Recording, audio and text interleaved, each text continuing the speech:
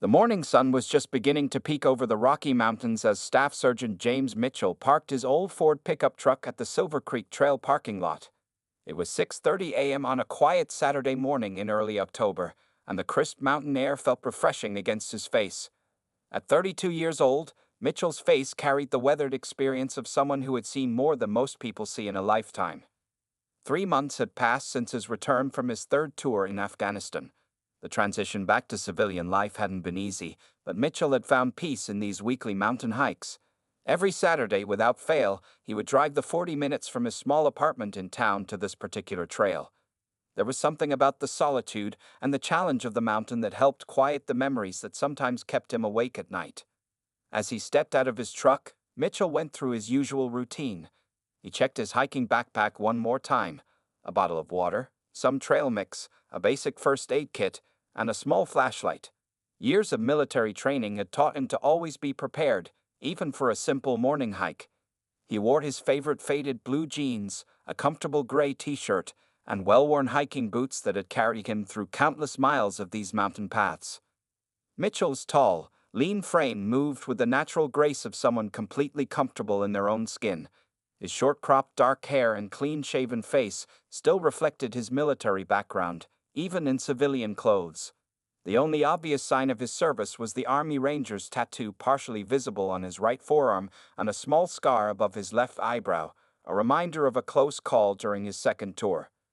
The parking lot was empty except for two other cars, exactly how Mitchell liked it. He took a deep breath, filling his lungs with the pine-scented air. A family of deer watched him cautiously from the tree line before disappearing into the forest. The sound of a woodpecker echoed somewhere in the distance, and the leaves rustled gently in the morning breeze. As he started up the trail, Mitchell fell into an easy rhythm. His boots crunched softly on the gravel path, and his breathing remained steady despite the increasing elevation. The first mile of the trail wound through a dense forest of pine and aspen trees, their leaves just starting to turn golden with the approaching fall. Mitchell noticed everything around him. It was a habit he couldn't shake from his military days. He spotted fresh bear tracks crossing the path, noted the changing wind direction, and marked the position of the sun. The trail grew steeper as it curved around the mountain's eastern face. Mitchell barely broke a sweat.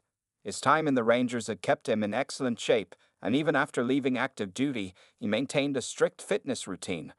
Regular visitors to the trail would often see him running up these same slopes with a weighted pack, preparing for whatever challenges civilian life might throw his way. About 2 miles in, Mitchell stopped at his favorite resting spot, a large boulder overlooking the valley below. The morning fog was still lifting from the lower elevations, creating a mystical scene as sunlight filtered through the mist. He pulled out his water bottle and took a careful sip, remembering his sergeant's old words about rationing resources, even when they seemed plentiful.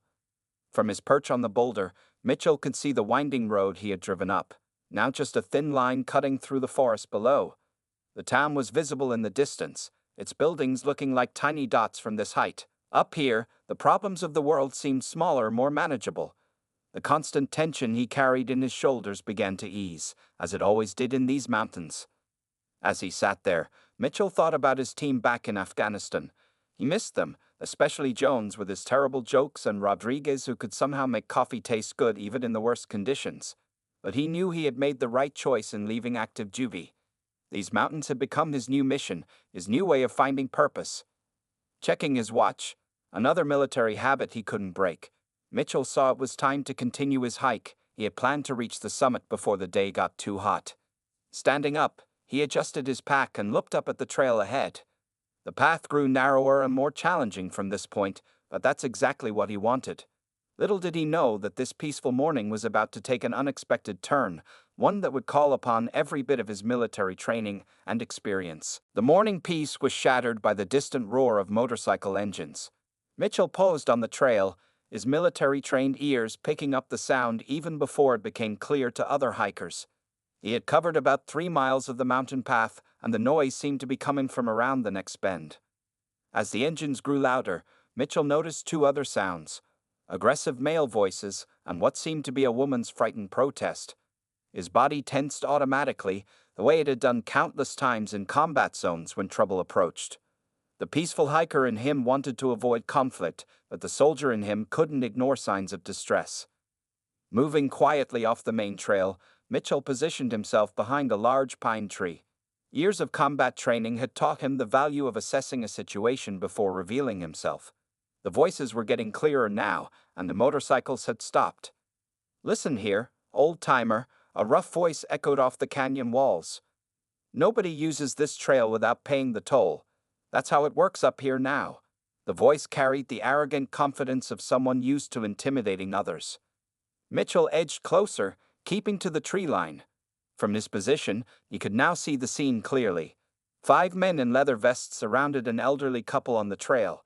The bikers' vests bore patches identifying them as the Mountain Devils, a local gang Mitchell had read about in police bulletins posted at the ranger station.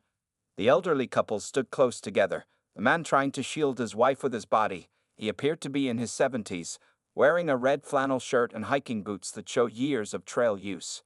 His wife, clutching his arm, wore a blue windbreaker and kept looking around desperately for help. "We're just trying to enjoy our morning walk," the old man said, his voice steady despite his obvious fear.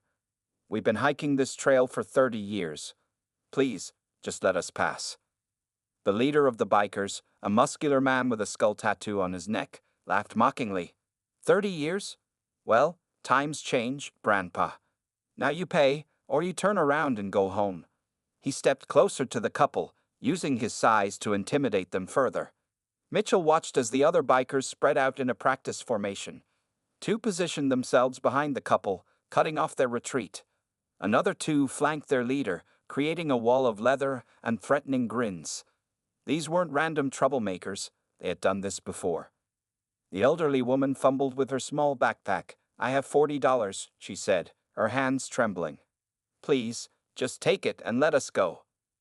"40? The skull-tattooed leader snorted. "Lady, the toll is $100 each." He emphasized the last word by poking his finger into the old man's chest, causing him to stumble slightly. Mitchell's jaw tightened as he continued his observation. The bikers were armed, not with guns, but he could see chains hanging from belt loops, and at least 2 of them had knives poorly concealed in their boots.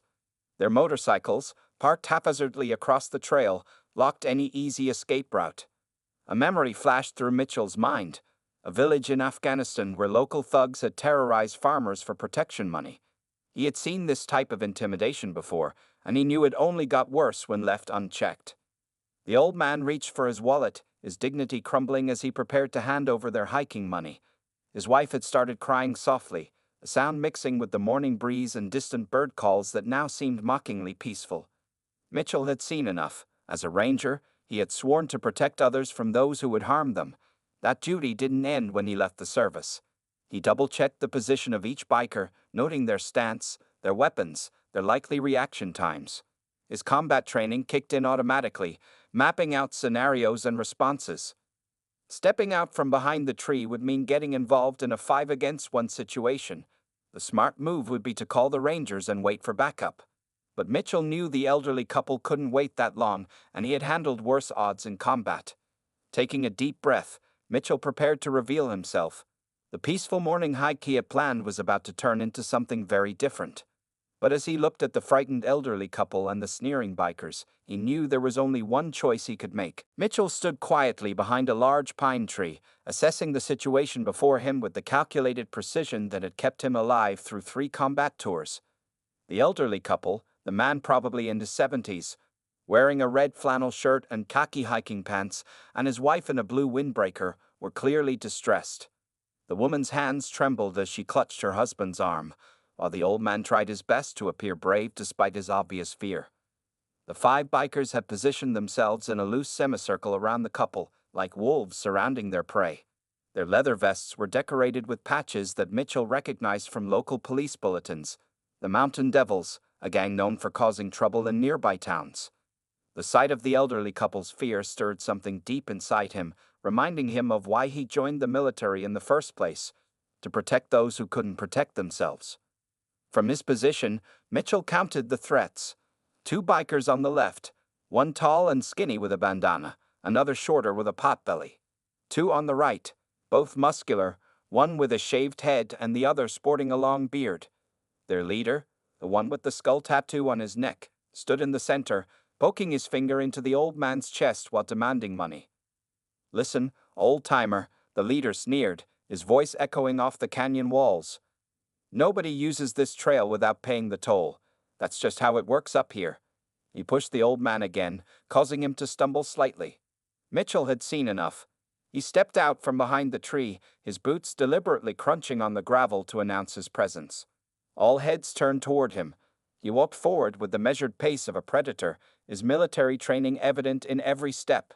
His face remained calm, but his eyes, the eyes that had seen warfare in the harshest conditions, were intensely focused. "The only thing that works up here," Mitchell said quietly, his voice carrying the authority of someone used to being obeyed, "is letting these people continue their hike in peace."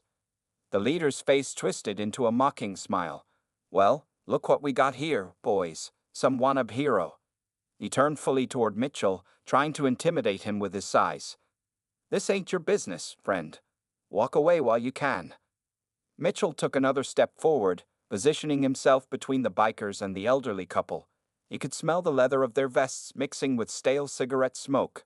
The old woman was whispering a prayer behind him, her voice barely audible over the mountain breeze. "Sir, ma'am," Mitchell said over his shoulder, keeping his eyes on the bikers. "There's a ranger station about half a mile back down the trail.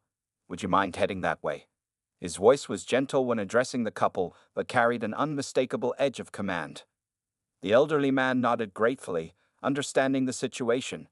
"Come on, Martha," he said softly to his wife, beginning to guide her away. "They ain't going nowhere," the leader barked, moving to block their path. But Mitchell smoothly shifted his position, using his body as a shield between the bikers and the retreating couple. "They're leaving," Mitchell stated flatly. "And you're going to let them." His words weren't a threat. They were a statement of fact, delivered with the certainty of someone who had faced far worse odds in far more dangerous places. The leader's face reddened with anger. Behind him, his gang members exchanged uncertain glances. They were used to intimidating hikers and tourists, not confronting someone who radiated such quiet confidence and control power. Mitchell remained perfectly still, his muscles relaxed but ready. He could hear the elderly couple's footsteps growing fainter as they made their way down the trail. The wind had picked up, rustling through the pine needles above, and a hawk circled overhead, its cry piercing the tension-filled air. The leader took a step closer, now just arm's length from Mitchell. "You got no idea who you're messing with," he growled, his right hand curling into a fist. Mitchell didn't blink. His voice remained steady as he replied, "Actually, I think it's the other way around." He shifted his weight slightly, almost imperceptibly, preparing for what he knew was coming. Years of combat training had taught him to read people, and these bikers' body language told him everything he needed to know. The situation had reached its tipping point. In the next few moments, Mitchell knew, things would either end peacefully or violently. Given his experience with bullies, whether in war zones or on mountain trails, he was prepared for either outcome. The tension in the mountain air grew thick as the 5 bikers spread out around Mitchell. The skull-tattooed leader, who called himself Snake, cracked his knuckles with an exaggerated gesture. The sound echoed off the rocky trail walls, mixing with the distant cry of circling ravens above. "Boys," Snake announced with a cruel smile, "looks like we need to teach this guy some manners." His gang members laughed, but Mitchell noticed their laughter carried a hint of nervousness. They weren't used to targets who stood their ground. Mitchell remained motionless, his feet planted shoulder-width apart in a stance that any combat veteran would recognize as ready position. His eyes moved systematically from one biker to another, mapping their positions just as he had done countless times during urban warfare training. The tall biker with the bandana moved first, circling to Mitchell's left. "Nice hiking boots," he sneered. "Bet they cost a pretty penny. Maybe we'll take those 2 after we're done here." His attempt at intimidation fell flat against Mitchell's unwavering calm. Snake stepped closer, his heavy boots crunching on the gravel. He stood a few inches taller than Mitchell and outweighed him by at least 50 pounds. The skull tattoo on his neck stretched as he turned his head to address his gang. "What do you say we show this nature boy what happens when someone disrupts our business?" Mitchell spoke for the first time since the confrontation began, his voice carrying the kind of quiet authority that made everyone pause. "You got about 10 seconds to rethink this," he said. "I suggest you use them wisely." Snake's face reddened with rage. Nobody talked to him that way, especially not on his mountain. Get him, he barked at his men. The gang members hesitated for a split second. Something in Mitchell's demeanor had given them pause, but their hesitation didn't last long. The biker with the potbelly made the first move, charging forward with a wild swing aimed at Mitchell's head. Mitchell didn't even blink. His military-trained eyes had already spotted all the signs: the telegraphed punch, the poor balance, the overconfidence. As the fist came toward him, time seemed to slow down, just like it had in combat situations. He noticed everything: the way the sunlight glinted off the biker's rings, the sound of gravel shifting under boots, the sharp intake of breath from the other gang members watching. The bandana-wearing biker tried to grab Mitchell from behind while he was distracted by the first attack. But Mitchell had spent years training for multiple opponents. He heard the crunch of gravel behind him, sensed the movement in his peripheral vision. His body reacted with the muscle memory built through thousands of hours of combat training. Snake watched in disbelief as his two men failed to lay a hand on Mitchell. His eyes narrowed, and his hand moved toward the back of his vest, where a bulge suggested a concealed weapon. Mitchell noticed this too. He had been trained to spot hidden weapons in much more challenging conditions than this mountain trail. "I wouldn't," Mitchell said calmly, his eyes locked on Snake's movement. "That would change things considerably." The warning in his voice was clear, and Snake's hand froze. The bearded biker, who had been hanging back, suddenly called out, "Hey Snake, look at his forearm, that's an Army Ranger's tattoo." The revelation caused a visible shift in the group's dynamics. The Rangers' reputation preceded them, and even these tough-acting bikers knew what it meant. Snake tried to maintain his authority, but Mitchell could see the uncertainty creeping into his eyes. "Rangers, huh?" Snake spat on the ground, but his voice had lost some of its earlier confidence. "Don't mean nothing up here in the mountains." Mitchell allowed himself a small smile, not one of amusement, but the kind of smile that suggested he knew something they didn't. 3 tours in Afghanistan," he said quietly. "Mountains there make these look like hills. Want to guess what we did in those mountains?" The air grew still. Even the wind seemed to hold its breath. The bikers exchanged glances, their earlier bravado evaporating as they realized they had grossly miscalculated their target. They weren't facing some random hiker. They were squaring off against a highly trained combat veteran who looked completely at ease despite being outnumbered. Snake's next move would determine how this situation played out. His fingers twitched near his vest again, his pride wrestling with his survival instinct. Mitchell remained perfectly still, but every muscle in his body was ready. The next few seconds would decide whether this confrontation ended with words or action. The mountain trail had become an arena of tension, with Mitchell and the 5 bikers locked in a standoff that could explode any second. The afternoon sun cast long shadows through the pine trees, and a cool breeze carried the scent of approaching rain. Snake, the gang leader, was struggling with a decision that would change the course of this entire confrontation. Mitchell decided to give them one last chance. His voice remained calm and controlled as he spoke. "Back in Afghanistan, we had a saying: the smart fighter knows when to walk away." He kept his hands visible but ready, his stance relaxed but prepared for anything. This is your chance to be smart. Snake's pride was visibly wounded. His reputation among the mountain devils was at stake. The skull tattoo on his neck seemed to grin mockingly as he tensed his jaw. "You think you're some kind of hero?" he snarled. "This ain't the army, and we ain't some desert fighters. This is our territory." Behind Snake, the biker with the bandana took a small step backward. The one with the potbelly was sweating despite the cool mountain air. Even the bearded biker, who had been so eager for action earlier, now looked uncertain. Only the bald one remained firmly by Snake's side, his fists clenched. "Territory?" Mitchell almost smiled. "Let me tell you about territory."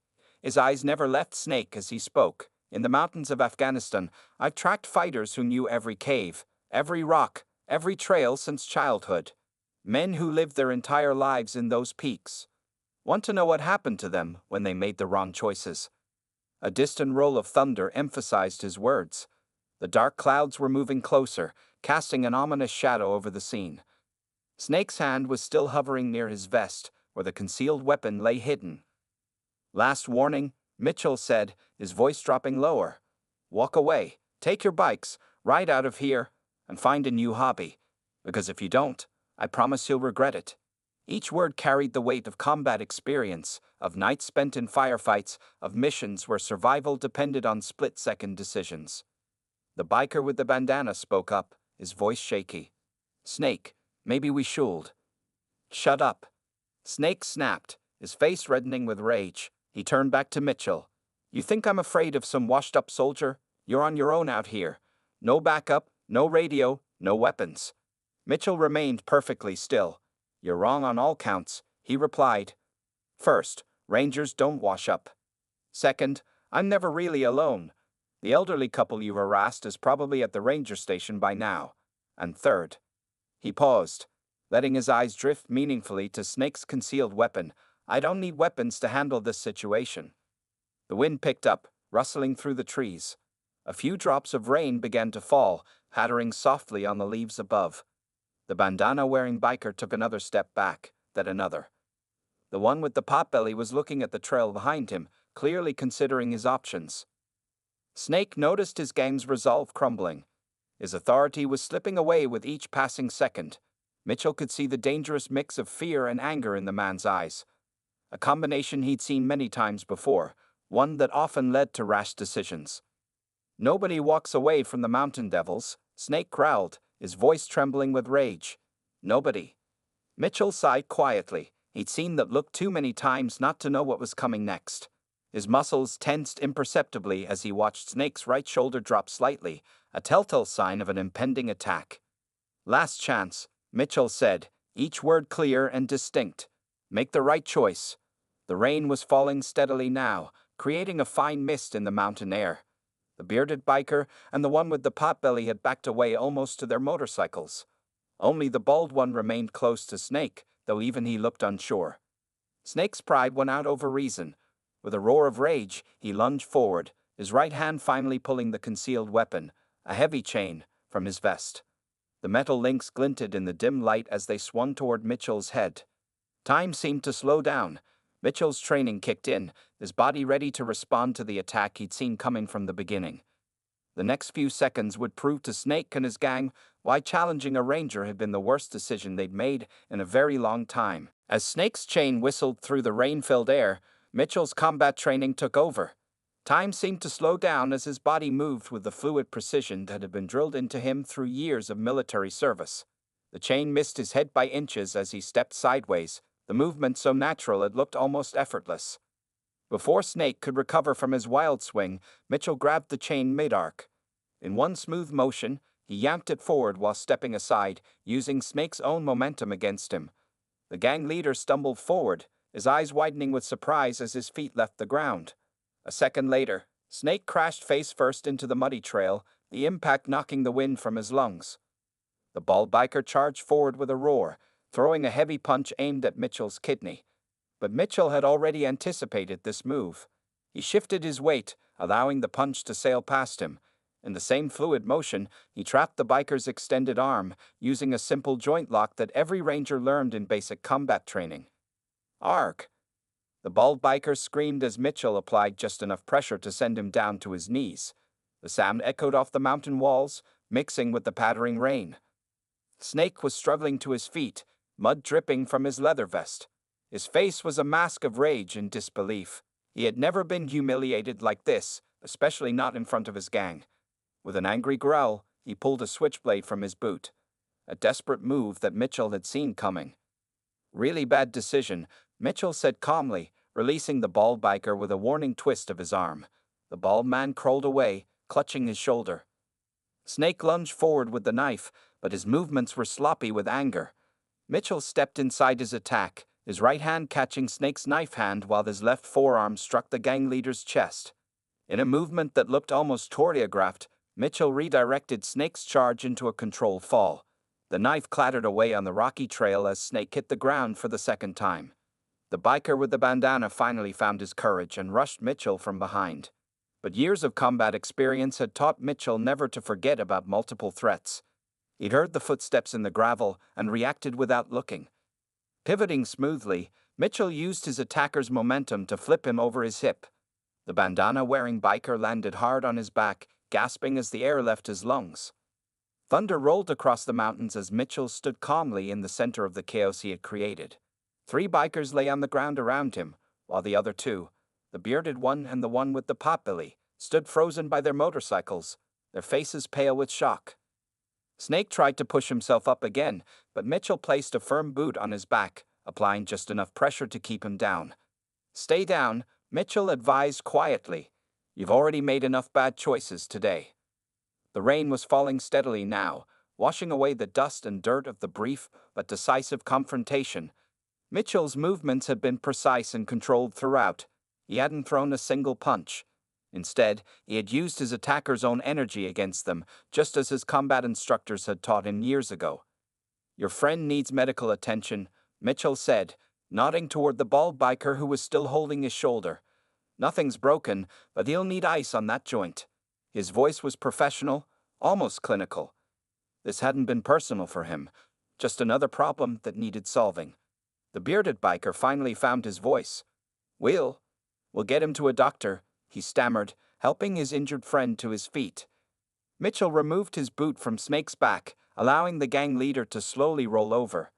Snake's face was a mixture of mud and humiliation, his earlier bravado completely gone. "The elderly couple you tried to rob," Mitchell said, looking down at him. "They'd hike here every week. If I ever hear about you or your friends bothering anyone on these trails again, our next meeting won't be this pleasant." The potbelly biker was already starting his motorcycle, eager to leave. The others were slowly getting to their feet, avoiding eye contact with Mitchell. Their tough guy image had been shattered in less than a minute by a man who hadn't even broken a sweat. Snake finally spoke, his voice hoarse. Who are you?" Mitchell looked at him for a long moment before responding. "Just a hiker who prefers peaceful trails." He stepped back, giving them space to retreat. "Remember what I said about these trails. I'll be watching." The sound of motorcycle engines faded into the distance as the rain continued to fall on the mountain trail. Mitchell stood quietly, watching until the last bike disappeared around the bend. Small puddles were forming on the path, reflecting the gray sky above. The entire confrontation had lasted less than 5 minutes, but its impact would be felt for much longer. Bending down, Mitchell picked up the abandoned chain and knife, planning to hand them over to the park rangers. As he secured the items in his backpack, he heard voices approaching from the lower trail. Looking up, he saw 2 uniformed park rangers making their way toward him, accompanied by the elderly couple from earlier. "That's him," the old woman, Martha, called out excitedly. "That's the young man who helped us." She was holding her husband's arm, her earlier fear replaced by relief and gratitude. Her husband, despite his age, was keeping up a brisk pace as they approached. The lead ranger, whose name tag read Wilson, stepped forward with a mix of concern and curiosity on his face. "Sir, are you all right? The Hendersons here told us about the bikers." He glanced around the muddy trail, noting the obvious signs of the recent altercation. Mitchell nodded calmly. "Everything's fine now. The situation has been resolved." He reached into his backpack and carefully handed over the chain and knife to the ranger. "You might want to add these to your evidence locker." The second ranger, a younger woman named Peterson, was already taking photos of the scene with her department-issued camera. "We've had trouble with the Mountain Devils before," she explained, photographing the tire tracks in the mud. "But they've never been this bold. Usually, they stick to vandalism and minor harassment." The elderly man, Mr. Henderson, stepped forward and extended his hand to Mitchell. "Young man, I don't know how to thank you properly." His grip was firm despite his age, his eyes bright with emotion. "I'm Richard Henderson, and this is my wife, Martha. We've been hiking these trails every week for 30 years. Mitchell shook his hand warmly. "James Mitchell, sir. No thanks necessary. I'm just glad you and your wife are safe." The rain had softened to a gentle drizzle, and a patch of blue sky was visible through the clouds. Martha Henderson moved closer, her eyes taking in Mitchell's composed demeanor. "Richard," she said to her husband, "doesn't he remind you of our Tommy?" Her voice carried a hint of both pride and sadness, the same quiet strength. Richard nodded, his expression softening. "Our son," he explained to Mitchell. "Marine Corps. He fell in Fallujah in 2004. Mitchell's face showed understanding and respect. "It was an honor to serve alongside Marines, sir. They're some of the finest warriors I've ever known." Ranger Wilson finished examining the chain and knife, placing them in an evidence bag. Mr. Mitchell, we'll need a statement from you. Those bikers have been causing problems all across the state parks in this area. This could help us build a case against them. As Mitchell began giving his statement to the Rangers, Martha Henderson opened her backpack and pulled out a small container. Here, she said, pressing it into Mitchell's hands. I always pack extra sandwiches for our hikes. Turkey and Swiss, they were Tommy's favorite. The gesture touched Mitchell more deeply than he expected. He accepted the container with a grateful nod, remembering similar acts of kindness from local villagers during his tours overseas. Ranger Peterson finished taking photos and approached the group. The Mountain Devils won't be back here anytime soon, she said confidently. Word travels fast among these types. Once they hear they were taken down by a single hiker, their reputation will be shot. Speaking of reputations, Richard Henderson added with a smile, wait until our hiking group hears about this. We meet every Thursday at the community center. You'd be more than welcome to join us, James. Mitchell looked at the elderly couple, seeing in them the same spirit of resilience he witnessed in communities across war zones. People who refused to be intimidated, who stood their ground with quiet dignity. I might just take you up on that offer, sir. The rain had stopped completely now, and the sun was breaking through the clouds. Ranger Wilson closed his notebook and shook Mitchell's hand. We got your contact information if we need anything else. And thank you. It's good to know there are still people willing to stand up for others. Martha Henderson touched Mitchell's arm gently. Will you be all right finishing your hike alone? We could wait for you at the ranger station. Mitchell smiled, a genuine warmth reaching his eyes. I appreciate the offer, ma'am, but I'll be fine. The mountain feels a lot friendlier now. 2 months had passed since the incident on Silver Creek Trail, and the autumn colors had given way to winter's first snow. The story of the soldier who stood up to the Mountain Devils had spread through the local hiking community like wildfire, though Mitchell himself remained humble about the whole affair. On this crisp December morning, Mitchell's old Ford pickup wasn't the only vehicle in the trail parking lot anymore. Ever since the incident, more hikers had returned to the trails, no longer afraid of harassment. The Mountain Devils hadn't been seen in any state park since that rainy day, their reputation shattered by their encounter with a single Army Ranger. Mitchell stepped out of his truck, adjusting the warm winter hat on his head. As he checked his hiking gear, he heard familiar voices calling out to him. The Hendersons were making their way across the parking lot, bundled up against the cold. They weren't alone. Behind them came 6 other hikers, all members of their Thursday hiking group. James. Martha Henderson waved cheerfully, her breath visible in the cold air. Perfect timing. We were hoping to catch you this morning. She had taken to packing extra sandwiches every Saturday, knowing Mitchell would be on the trail. Richard Henderson reached out to shake Mitchell's hand. The Rangers called yesterday, he said with a satisfied smile. They've arrested 3 members of the Mountain Devils. Something about harassment charges across 5 different counties. Your statement helped build the case. Mitchell nodded, pleased but not surprised. Good to hear, sir. The trails belong to everyone, not just those who try to claim them through fear. The other hikers gathered around, their faces friendly and familiar now. Over the past weeks, Mitchell had gradually become part of their community. There was Bob, a retired high school teacher who knew every bird call in the mountains. Sarah, an emergency room nurse who carried the most comprehensive first aid kit Mitchell had ever seen, and Mike, a former park ranger who could tell stories about these trails for hours. You know, Sarah said, adjusting her backpack, since you started patrolling these trails, we've seen families coming back. Last weekend, I counted 3 school groups doing nature studies. Hasn't been this busy since before the bikers started causing trouble. Mitchell had noticed the change too. The trails were coming alive again with the sounds of children's laughter, elderly couples walking hand in hand, and nature enthusiasts with their cameras and binoculars. It reminded him of why he joined the Rangers in the first place, to protect people's freedom to live without fear. The community center asked if you considered giving a talk about trail safety. Bob mentioned as they started up the path. Nothing formal, just some basic tips for hikers. After what happened, people really value your experience. Mitchell considered the offer. He'd been hesitant about public speaking since returning from Afghanistan, preferring the solitude of his morning hikes. But something had changed in these past months. The mountains had helped heal him, and now he had a chance to give something back. "I think I can do that," he replied, watching his breath form clouds in the cold air. "Maybe share some navigation tips, basic self-defense, what to pack for emergencies." Martha beamed at his response. "Wonderful, and afterward, we can have some of my turkey sandwiches. The whole hiking club swears by them now." As they hiked higher up the trail, the group naturally spread out into a comfortable formation. Mitchell found himself walking alongside Richard Henderson, who had become something of a father figure to him.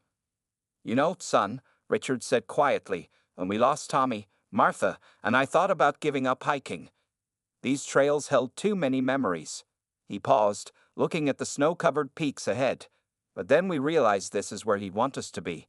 And now, seeing how you've helped make these trails safe for everyone, well, it feels like Tommy's spirit is still watching over this place."